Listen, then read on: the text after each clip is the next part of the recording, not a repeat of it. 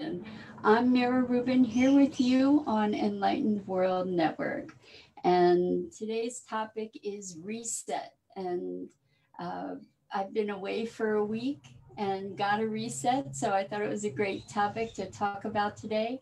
And before we get started, let's just take a minute or two to settle in and get present. So let's take a deep breath in through your nose and hold it. And imagine clean, crisp oxygen just flooding your lungs, flowing into your bloodstream, nourishing all your organs and every cell of your body. And as you exhale, exhale any negativity, any toxins, any stress. And now let's take another deep breath in through your nose and hold it. And this time, imagine brilliant, bright light lighting you up from the inside out, electrifying and energizing all your organs, all your cells, all your molecules, all your electrons. And as you exhale, exhale any stress, tension, or toxicity. And now let's just gently press our palms together, really softly rub your fingers against your palms. Feel that tickling and the tingling and the deliciousness of that, and allow yourselves to become present to your body right here, right now. Good morning, Dido. Hi. It's been a while. It's been a week. And I did a road trip to Texas, and it was a 21-hour drive plus each way, and stopped in Knoxville on my way there. And I have a new addition to my family, a wonderful little conure bird who I'm sure you'll get to meet, just not yet because she and my cat haven't quite figured things out yet. And I'm afraid to have her loose while on the air here where I couldn't mitigate any issues. Anyway, so today is talking about a reset, and what I think so many of us need, and the new year is a great opportunity to take advantage of it, is a little bit of a break from the routine. What I realized was, having been sheltered in place for so long, that I really missed seeing nature, seeing the skies, seeing the trees, seeing just landscape and clouds, and because I haven't really spent a whole lot of time outside. So, good morning, Irma. Hi, so glad to have you here. We're talking about a reset and how a break in routine can really enable you to come back to things with a freshness and a newness to to be able to embrace things from a different perspective, a renewed place of vision. And although I wouldn't say that this reset for me was a rest, it was kind of a marathon with so much driving and newness. And um, I am getting still to do a reset while I'm back here, and being able to allow myself to catch up on some rest and some self care, and I think overall renewal. So maybe even more than reset, what I'm talking about here is renewal.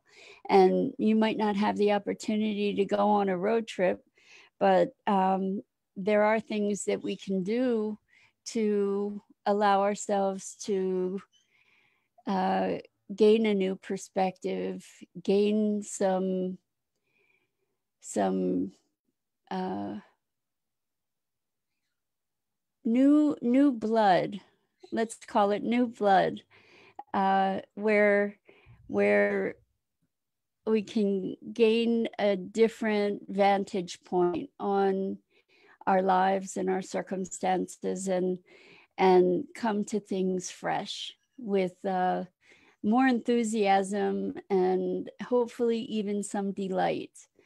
Um, I want to talk. I was debating on whether I was going to talk about reset or grace today, and reset won, but I wanna speak about grace too, and the expectations, because this trip was one where I set the intention ahead of time to allow it to be easy, and to allow it to unfold as as just to flow with it, to flow with its unfoldment. And there was such and I think this actually ties into the reset thing too, because by declaring that intention and really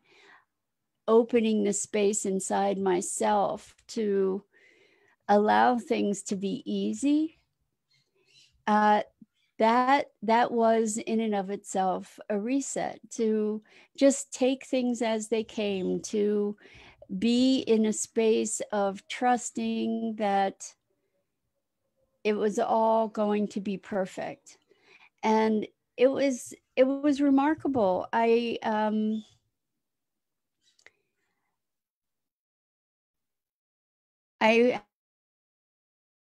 had meetings scheduled, or had hoped for a meeting now, and at some point it looked like it might not happen, and if it did happen, it wouldn't have the people there available to, that all the people that I was hoping to meet. And I had no attachment to it. And this is a gift. This is something that is such a gift to oneself, to allow things to unfold in their perfection, and to flow with things in the direction that they are unfolding.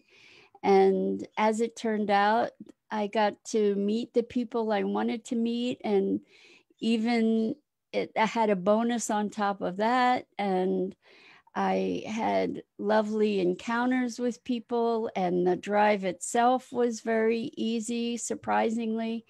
And it was just a a practice of non-attachment and grace. Like when I was driving, it wasn't like I got to get there, I got to get there.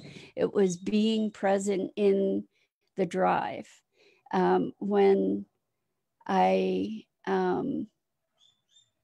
had interactions with people, I didn't go in with a particular agenda, just allowed things to unfold. And I'll tell you that what happens when we give ourselves that gift of being present without attachment to outcomes, what's remarkable is the ease with which we can flow through the circumstances, even if they're challenging circumstances. So there was one point in the drive when it was raining, it was torrential rain, and I thought I might have to pull over. And then the rain lifted. So I mean, it was amazing. So just being present to it and allowing it to flow, the stress levels get lowered, the appreciation for beauty is heightened, and just overall appreciation for life is enriched. And so I guess the question is, how do we do that? What is the mechanics of this reset that allows us to get present to allowing things to unfold? And one of the things that I noticed in while I was driving, and when I would notice tension, or I would notice that there was a moment coming in of that felt more stressful, what I noticed was that if I started paying attention to my body, I noticed that my shoulders were were hunched up, or my neck was tight, or I noticed that there was physical tension in my body. And as I was able to go into that sensation, and I was then able to relax and release that tension. And with that release, I was able also to release whatever the fixation was on, where I was going, or what, what my agenda was.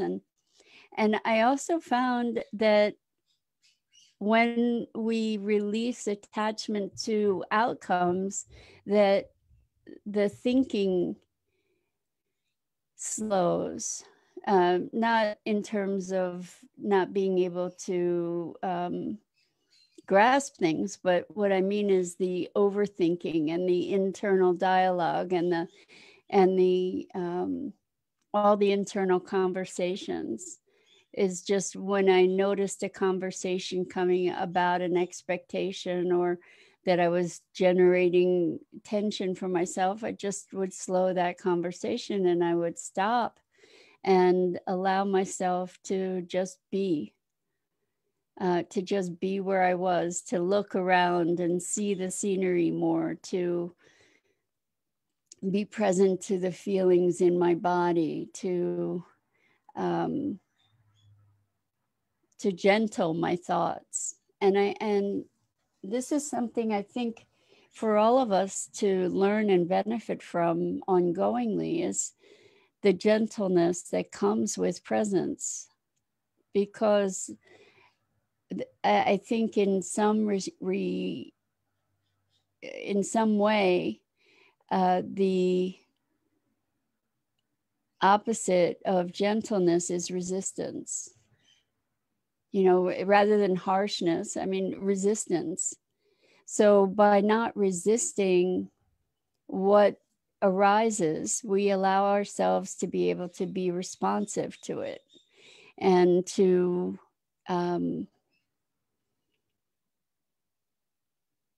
flow with it, to move with and respond to the needs of the moment. And we talk about this a lot, but having the opportunity to really experience it in action and to practice it was so cool. And to recognize, and I just recognized it now, like to recognize the tension that was building in my shoulders, and to just allow that to relax, to allow myself to sink into the chair, for instance. And I invite you to try this, to just be alert to where you're holding tension in your body and allow that to relax. And as you allow that to relax, the frenzy of perpetual thought can relax somewhat. And you can also go at it from the other end, where you can relax the frenzy of perpetual thought first. And how we can do that is by affirming that everything is unfolding perfectly, even though I might not understand it, that everything is unfolding as intended. And even though it might not be my intention necessarily, so or my conscious intention. And so also recognizing that in every challenge is a gift, and therefore we can receive those challenges more graciously and gratefully. And I think another thing that we talk about, and we've talked about together, is that in every breakdown, there are rich gifts of breakthroughs, that's just a function of the learning events in our lives. So all of these things we can bring together and create a reset for ourselves. Like, a reset doesn't have to be a massive road trip, for instance. It could be something as simple as letting your shoulders relax, and and coming back to the notion of allowing life to happen for you and through you rather than to you. And so when we do that, when we create these micro resets and these macro resets, we grant ourselves a gift of greater calm, greater ease, probably greater health overall, because we know how stress can impact our well-being, and greater responsiveness, and also the gift of more authentic communication with others and with ourselves. So when we're in the midst of a routine that starts to wear on us, even if it seems counterintuitive, sometimes it's best to step away and give yourself the gift of a reset. Step away and give yourself some you time to recharge, revitalize, reinvigorate. And then when you come back to the task or the routine, then there will be a different perspective, and you'll be more connected to yourself and consequently, subsequently, to others. Good morning, Tammy. Great to see you here. We're talking about a reset, and this is after a week off for me that was very needed, and I'm really delighted to be back here with all of you, and so grateful to be sharing this time. So we're talking about reset and how when we give ourselves that kind of reset, and it can be, like we said, macro or micro. A micro reset can be something as simple as hearing a thought that's maybe not the most positive thought in our minds, and then thank you, Dido. I'm happy I'm back too. Thank you. The reset in our minds to just shift the conversation, shift the internal dialogue. So if we hear ourselves giving ourselves negative messages and speaking harshly to ourselves, and we recognize that, then we can create a reset by saying, oh, I'm so sorry. I didn't mean to be brutalizing you that way. How are you? Or you're doing great. And I know you're trying, or I know you're going through a tough time. Let's look at how we can make this easier and more gentle. I mean, we can change our internal conversation, and that is a powerful, powerful reset. And in neurolinguistic programming, NLP, there is a technique called a reframe. And reframing is life altering, because what you're doing with that reframe is you're creating a new context for the interpretation of experience. So, for example,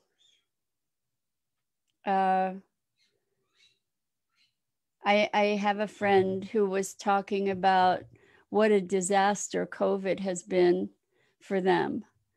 And they actually had a family member who was very ill during COVID, and they had the opportunity, because of COVID, to spend a wonderful amount of quality time with this family member who subsequently died. And so the gift that, instead of COVID being a nightmare, COVID became a gift that granted these people the time to share intimately and lovingly with one another before one of them passed. And so that's a reframe, and that's a reframe that is an empowering reframe, because rather than something that was an oppressive curse that was disempowering, what the person experienced was the gift of it, and truly, in a very, very deep way, the blessing to have had the opportunity to spend that time with their loved one. And so I know that there are many challenges and difficulties and hardships that COVID has created for many, many people. And even with those challenges and hardships, there are gifts. And so reframe, reset, when we think of I have to say I'm still punchy, so my brain is kind of operating at 3/4 speed, maybe. That might be generous, actually. I'm just trying to think of other situations. So, sorry, can't access it right now. But maybe you have a situation that you've been able to reframe. So so here's one. I have a friend who was applying for a grant, and really got very, very engaged in that process, and then discovered after submitting that they did not receive the grant, and they were heartbroken. And the reframe was that the process of applying was a rich process of self-discovery, and that wasn't the only grant, but that the application process for that grant set this person up to be able to apply for other grants. So there are more opportunities on the horizon. So even though that grant wasn't achieved, it rather than being an end point and feeling like it made no sense, or feeling hopeless around that situation, instead of that, it was like, oh, okay, now I have the tools to be able to move forward with these other opportunities, and I don't know what's going to be around the corner. So that it wasn't as obvious a reframe, but it reframed the disappointment of not being able to get this one grant, and feeling like a failure, and that there wasn't an opportunity to apply for others, to feeling triumphant for having experienced the self-discovery process, and to have the tools to apply for other grants. And in the context of manifesting, the understanding for this person was they didn't get the grant. What's wrong? That are they doing something wrong with manifesting? And the thing about manifesting is that it was the intention, by focusing the intention of receiving support, financial support, that it doesn't have to be this particular grant or that one, but that with each writing of or applying to a new grant, it was reinforcing the intention of receiving that support. And so there's the reframe. And rather than having it be futile, having it reaffirming the intention. So reframe, reset. And I think what we get to do in life is continually do these resets for ourselves, that we're continually course correcting, just like a ship or a plane that is going a little off course, coming back, going a little off course, coming back, course correcting over and over. And that's what this reset and reframe is. And when we, I like the idea of intentions rather than goals, because when we have an intention, it feels to me, and this is maybe just my subjective experience, but it feels to me like there's more leeway to make course corrections than when we have a goal, because goals are time bound, and you either make that goal or you don't make that goal. And what happens is that the focus becomes on that goal rather than on the intention is going, in my experience, is going from the inside out. The goal is kind of going from the outside in, where I'm trying to achieve this outside objective rather than being moved from an inner inspiration or guidance. So, what do you think of this idea about reset and reframe? And where is there a place in your thinking right now, or in your environment, or in your routine, that you can introduce a reset? Where's a place that you can just even make the slightest little recalibration to shift your experience little by little?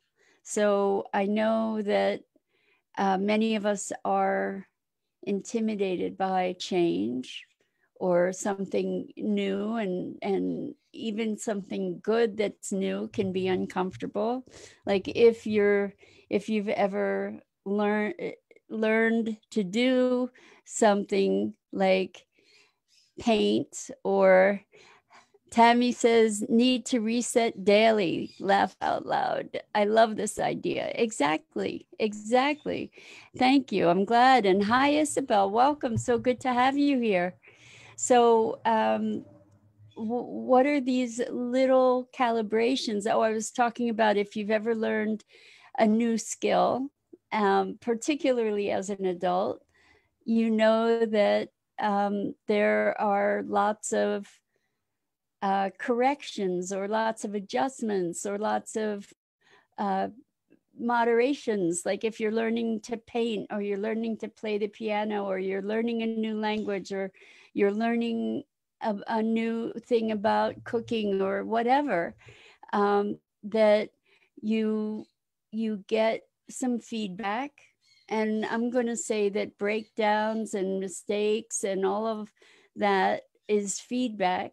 You get feedback, and then you get to make adjustments. And those adjustments can be little by little. They don't have to be night and day. They can be, but they can be moderate tweaks to something to fine tune it so that it works better for you. Isabel says, in all aspects of my life, I would do reset with work first.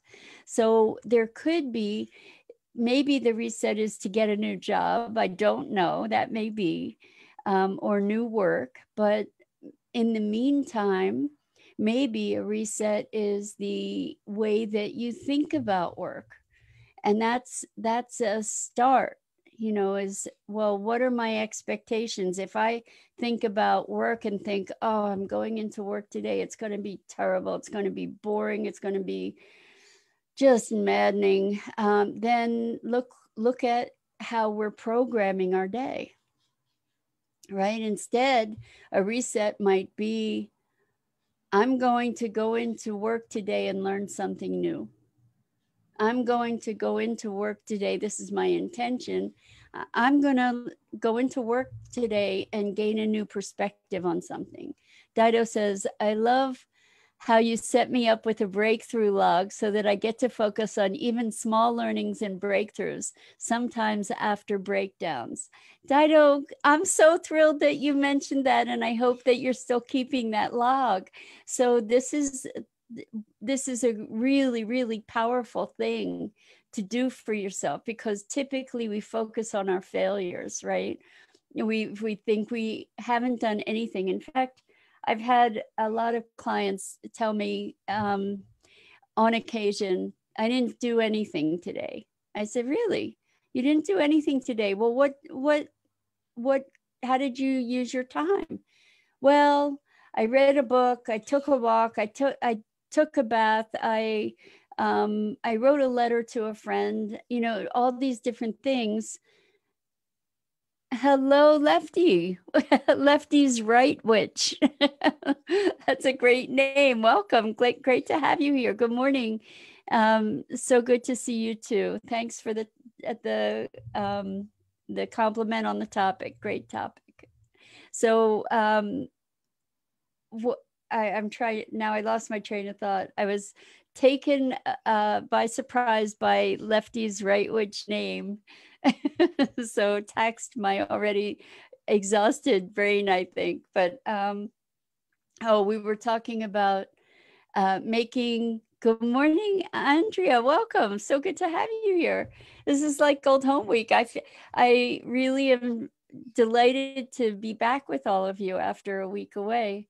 But so we were talking about being able to make these calibration adjustments, and how we, in our internal conversation, often create a mood and a environment that we get to reset by changing the internal conversation. So uh, for instance, let's see, Tammy says, oh, thank you, Tammy. Tammy reminded me. So I was saying that this person did nothing but walk, take a bath, write a letter. Hi, Lauren, welcome. Great to have you here. And so I said, well, it sounds to me like you had a wonderful day of self-care and ease. That's not nothing.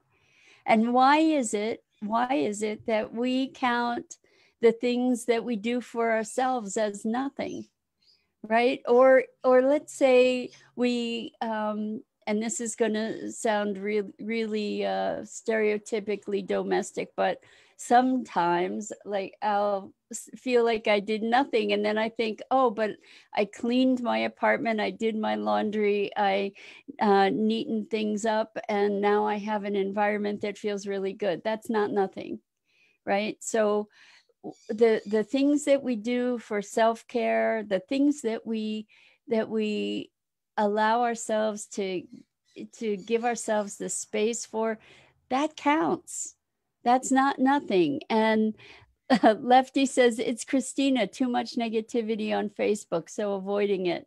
Gotcha. Thank you, Christina. Welcome to you. And yeah, Lauren, it has been a while. Welcome back. So yeah, let's look at the breakthrough log is a really good thing to do. It might even be, for instance, for the person who walked and took a bath, wrote a letter, did some reading, that might have been a breakthrough, because those were all self-nurturing things for somebody that maybe never took the time for themselves. So that counts as a breakthrough. And when you write your breakthroughs, you really get to see all these wonderful awarenesses and experiences, and you get to give yourself credit for the goodness. Because like I said earlier, so often we just put our focus on the things that we didn't do right, or the things that are negative, or the things where we're less than happy with ourselves, for instance. So really, I invite you to write a breakthrough journal. You could write a breakdown journal too, because the breakdowns are the seeds of breakthrough. And I invite you actually to do a breakthrough journal and write down at least one breakthrough every day. Even if you have to think and kind of go through your day and think about your day, maybe just in the thinking of it, that's where you'll have your breakthrough. So I invite you to do that as well. And with that, I am going to say that's a wrap for today. And I really love being here with you.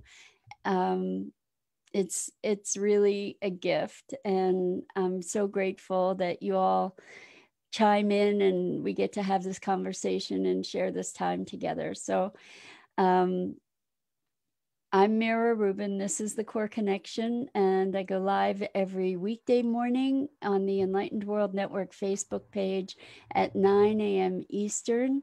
And I hope to see you all here again soon. And in the meantime, check out the Enlightened World Network and all the great programming and wonderful community there. So much love to you. And I hope to see you back here again really soon.